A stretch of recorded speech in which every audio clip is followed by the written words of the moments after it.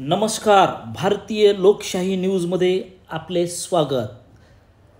प्रतिनिधी दादासाहेब नन्नवरे. केज तहसील कार्यालयासमोर उपोषणकर्त्या महिलेचं निधन ही राज्याला हादरून टाकणारी घटना. जनमानसात चर्चा. हे निधन नाही तर सरळ सरळ हत्या आहे. आता प्रश्न असा निर्माण होतो की ही हत्या केली कुणी? शासनाने की प्रशासनाने? याला जबाबदार कोण? शासन की प्रशासन? असे अनेक प्रश्न. याविषयी विशेष वृत्त असे की बीडमधील आवदा कंपनी नेहमीच वादाच्या भोवऱ्यात असते. मग स्वर्गीय संतोष देशमुख हत्या प्रकरण असो, चोरी प्रकरण असो, की आत्ता आपल्या न्याय हक्कासाठी उपोषणाला बसलेल्या महिलेचा मृत्यू असो. बीडमधील शेतकऱ्याच्या शेतामधून आवदा कंपनी वायर ओढून अन्याय करत होती आणि या अन्यायाच्या विरोधात शेतकऱ्यांना उपोषण करावं लागलं होतं.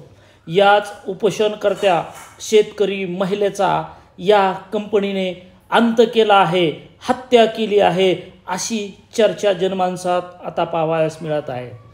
आता तरी शासनाला जाग येणार का? शासन याविषयी गंभीर आहे का?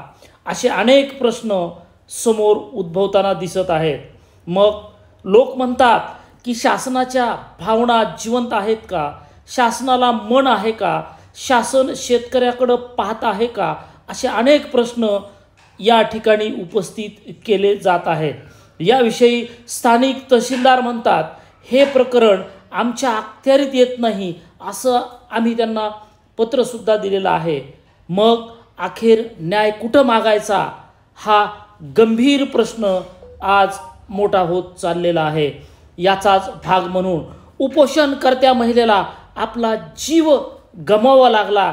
या गमवलेल्या जीवाचा आक्रोश करताना अनेक शेतकरी महिला आपण पाहू शकतो. आपल्याच नजरेनं आपणच जिवंत आहोत का नाही असा प्रश्न आपल्यासमोर निर्माण होत आहे. तो व्हिडिओ आपण सर्व पहा, जागे व्हा, विचार करा, सावध व्हा आणि शासनाला प्रशासनाला जबाब विचारा. आज